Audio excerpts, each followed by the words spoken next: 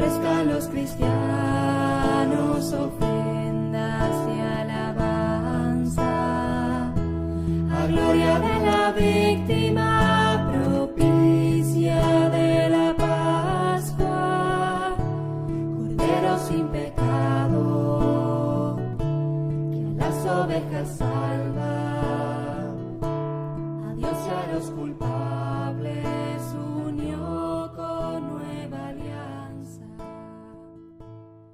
Hola hermanos, el día de hoy 13 de abril del 2023, es jueves de Pascua. Hace una semana comenzamos el Triduo Pascual, hace una semana hemos conmemorado el acontecimiento de la institución de la Santa Eucaristía y del Sacramento del Orden con el Sacramento del Amor. Bueno, hace una semana, imagínense ustedes cómo va de rápido el tiempo, sin duda que sí.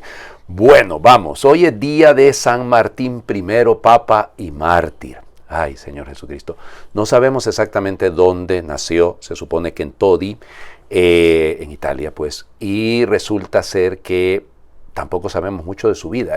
Hay algunos relatos, pero no son del todo claros. Lo que sí sabemos es que en el año 649 llega a ser papa, sustituyendo al Papa Teodoro. Es la época en la que está en tela de juicio la fe, porque se está luchando en contra del monofisismo y el monotelismo. A ver, vamos a explicarlo brevemente, porque hay algunos que yo sé que de repente estas palabras les resultan nuevas. Monofisis, una sola naturaleza. Monotelos, una sola voluntad. Entonces fíjense, hay dos herejías pues en la iglesia que han cruzado los siglos y que siguen estando de alguna manera ahí mezcladas. Una que insiste que en Jesús hay una sola naturaleza. No, en Jesús hay dos naturalezas, porque es verdadero Dios y verdadero hombre. Hay dos naturalezas. Y el monotelismo es porque dicen ellos, ok, vamos, está bien, pues digamos que hay dos naturalezas en Jesús, pero hay una sola voluntad. Se unen la voluntad humana y la voluntad divina. Solo hay una voluntad. Pues no, tiene voluntad humana y tiene voluntad divina, porque entonces si no tendría voluntad, entonces no es hombre. Si no tuviera voluntad, no sería Dios. Entonces por eso tiene dos voluntades, porque tiene dos naturalezas, aunque es una sola persona. Entonces en esa lucha, fíjense ustedes, el Papa convoca a un concilio, llamémosle, pero es un sínodo en Roma, y entonces para condenar el monotelismo. ¿Ok? Entonces fíjense bien, lo condena y el emperador, en ese momento el único emperador que hay es el que está en Constantinopla, que se llama Constante II, él es monotelita, de hecho es monofisista. Y entonces el desgraciado le ordena al exarca que tiene en Rávena, porque Rávena era en ese momento, llamémosle, la base militar, la capital del mundo bizantino en Italia, y entonces capturan al Papa. Parece ser que en una primera ocasión no lo lograron capturar.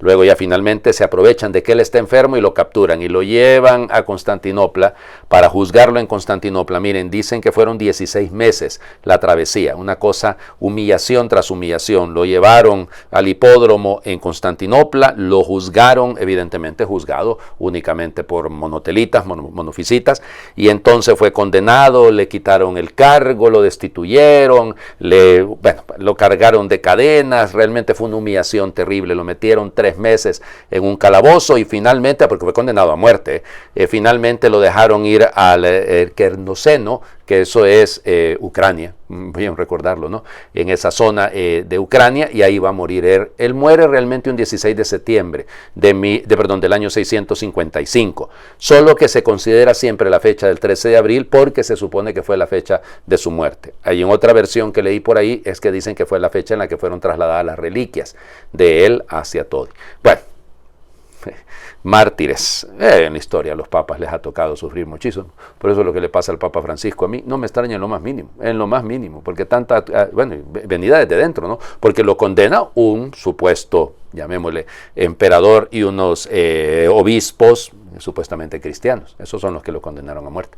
Vamos, no podemos decir ortodoxos, cuidadito, porque en ese momento todavía la iglesia no está separada, la iglesia católica de la iglesia ortodoxa. Vamos a las lecturas, son continuación de las de ayer, las dos. Entonces, la primera está tomada del libro de los Hechos de los Apóstoles, capítulo 3, versículos del 11 al 26. Como el paralítico curado por Pedro y Juan no se les despegaba Todo el pueblo asombrado corrió hacia ellos al pórtico de Salomón. Al ver a la muchedumbre, Pedro les dirigió la palabra: israelitas, ¿por qué les causa admiración esto y por qué nos miran de ese modo, como si por nuestro poder o nuestra virtud hubiéramos hecho andar a este hombre? El Dios de Abraham, de Isaac y de Jacob, el Dios de nuestros padres, ha glorificado a su siervo Jesús, a quien ustedes entregaron a Pilato y a quien rechazaron en su presencia, cuando él ya había decidido ponerlo en libertad. Rechazaron al santo, al justo, y pidieron el indulto de un asesino. Han dado muerte al autor de la vida, pero Dios lo resucitó de entre los muertos, y de ello nosotros somos testigos. El nombre de Jesús y la fe en él es lo que ha robustecido los miembros de este hombre al que están viendo y todos conocen. Esta fe es la que le ha restituido completamente la salud, como pueden observar. Ahora bien, hermanos, yo sé que ustedes han obrado por ignorancia, de la misma manera que sus jefes, pero Dios cumplió así lo que había predicho por boca de los profetas, que su Mesías tenía que padecer. Por lo tanto, arrepiéntanse y conviértanse para que se les perdonen sus pecados, y el Señor les mande el tiempo de la consolación y les envíe de nuevo a Jesús, el Mesías, que les estaba destinado, aunque Él tiene que quedarse en el cielo hasta la restauración universal de la que habló Dios por boca de su profeta desde muy antiguo.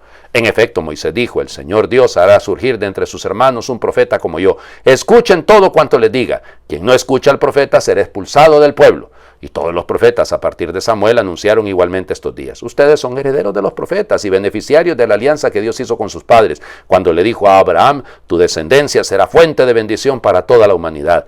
Para ustedes, en primer lugar, ha resucitado Dios a su siervo y lo ha enviado para bendecirlos y ayudarlos a que cada uno se aparte de sus iniquidades. Palabra de Dios. Te alabamos, Señor. Díganme si no es un genio el Pedro, digan. Se aprovecha de la circunstancia, mira a la gente que está ahí ávida de conocer, de entender, y en lugar de ponerse a él de héroe, de ponerse él: ay, mírenme a mí, tómense foto conmigo, venga, que yo fui el que hice ese milagro. No. Empieza a aprovechar esta oportunidad para hablar de Jesús. Y una vez más, el querigma. Todos los que están ahí, evidentemente, son judíos. Y entonces, por lo tanto, les habla como a judíos. Y les pone que lo que están viendo, lo que ha ocurrido, viene desde antiguo. Está ya plasmado. Y fíjense, hace mención el Dios de Abraham, el Dios de Isaac, el Dios de Jacob, como se presenta en la zarza, en el capítulo 3 del libro del Éxodo, se presenta Dios a Moisés. Entonces, pareciera como que lo que está queriendo decir es lo que desde el inicio, de lo que viene desde la alianza, lo que viene desde la promesa, y por eso lo anunciaron los profetas. Hace referencia a Moisés, hace referencia a Abraham. Lógico, es el auditorio, conoce el auditorio. O sea, miren, es que no es lo mismo. Yo a veces me preocupo, sinceramente, ¿por qué no prestamos atención a eso los sacerdotes a veces? O los predicadores en general, pues, porque, óiganme, a veces terminamos hablándole a la gente porque por edad, por situación de formación o lo que sea, no va a captar estas cosas. Hay que saber adaptar el mensaje. Eso no significa cambiarlo, pero significa adaptarlo. Adaptarlo es legítimo. Óigame, no es lo mismo hablarle a los jóvenes que hablarle a unos niños, o hablarle a un grupo de parejas, de matrimonios. No es lo mismo, hombre. Pedro sabe el auditorio que tiene enfrente. Ha madurado Pedro, ha crecido en su fe, y por eso es capaz de venir y decir las cosas así. Está diciendo lo mismo. Una vez más le vuelve a decir: ustedes mataron al autor de la vida. Dice ahora: uy, Dios mío, durísimo, ¿no? Pero les dice: claro, yo sé que han actuado por ignorancia ustedes y sus jefes, pero cuidado, no eran tan ignorantes, no sabían quién era Jesús, evidente, pero Él se los explica, Él se los revela, Él se los dice. Y una vez más, insisto, apela a su condición de judíos. Les hace ver: miren, ustedes, muchachos, ustedes son los herederos, por ustedes en primer lugar resucitó Jesús. A ver si lo hacen valer, muchachos. Vamos al Evangelio, continuidad del de ayer, Estamos terminando ya prácticamente el capítulo 24 de Lucas, entonces versículos del 35 al 48. Cuando los dos discípulos regresaron de Emaús y llegaron al sitio donde estaban reunidos los apóstoles, les contaron lo que les había pasado en el camino y cómo habían reconocido a Jesús al partir el pan. Mientras hablaban de esas cosas, se presentó Jesús en medio de ellos y les dijo: la paz esté con ustedes. Ellos, desconcertados y llenos de temor, creían ver un fantasma. Pero él les dijo: no teman, soy yo. ¿Por qué se espantan? ¿Por qué surgen dudas en su interior? Miren mis manos y mis pies, soy yo en persona. Tóquenme y convénzanse. Un fantasma no tiene ni carne ni huesos, como ven que yo tengo. Y les mostró las manos y los pies. Pero como ellos no acababan de creer de pura alegría y seguían atónitos, les dijo: ¿tienen algo de comer? Le ofrecieron un trozo de pescado asado. Él lo tomó y se puso a comer delante de ellos.